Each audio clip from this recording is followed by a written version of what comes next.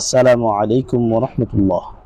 পঞ্চগড় জেলা ২ নম্বর আসনের রিকশা প্রতীকের প্রার্থী মাওলানা আবুল কাসেম, সাংগঠনিক সম্পাদক, বাংলাদেশ খেলাফত মজলিস পঞ্চগড় জেলা। এই মানুষটি শুধু একজন প্রার্থী নন, তিনি পঞ্চগড়বাসীর আশা আকাঙ্ক্ষার প্রতীক। চলুন শুনি তার মূল্যবান অভিব্যক্তি।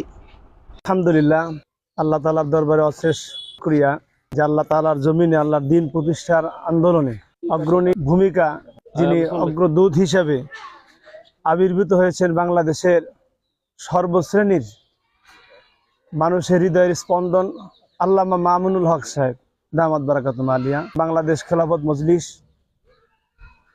আজকে হাঁটি হাঁটি পা পা করে সারা বাংলাদেশে আলোড়ন সৃষ্টি করতে পেরেছে ইতিমধ্যে, এবং এবার ৩০০ আসনে প্রার্থী ঘোষণা করা হয়েছে। সেই জায়গা থেকে আমাদের উত্তর অঞ্চল বোদা দেবীগঞ্জ উপজেলার ২ আসন, এই ২ আসনের প্রার্থী হিসেবে সিদ্ধান্ত গ্রহণ করেছেন। আমাকে তারা প্রার্থী হিসেবে পছন্দ করেছেন। যখন দায়িত্ব আসে, দায়িত্বের জায়গা থেকে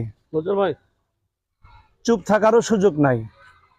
তাই আমি মনে করি, যেহেতু ওলামায়ে হযরত মনে করেছেন এবং তারা প্রার্থীর ঘোষণা নিয়েছেন, আমি আলহামদুলিল্লাহ বলেছি, আমি একাত্মতা ঘোষণা করেছি।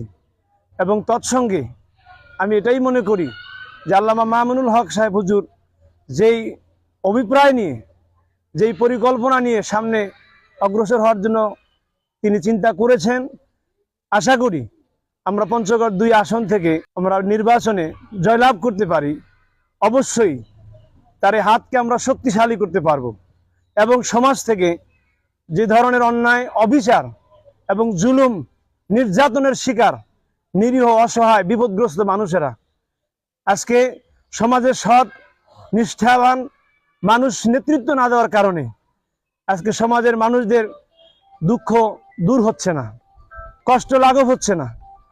তাই আমি সেই জায়গা থেকে মনে করি, তাকওয়া ভিত্তিক, আল্লাহ প্রতি ভরসা রেখে, ভয় রেখে যদি আমরা নিষ্ঠার সাথে দায়িত্ব পালন করতে পারি, এই সমস্ত জুলুম, অন্যায়, অবিচারগুলিকে সমাজ থেকে বিদূরিত করে সুখ এবং শান্তিময় সমাজ গঠন করতে পারবো ইনশাআল্লাহ।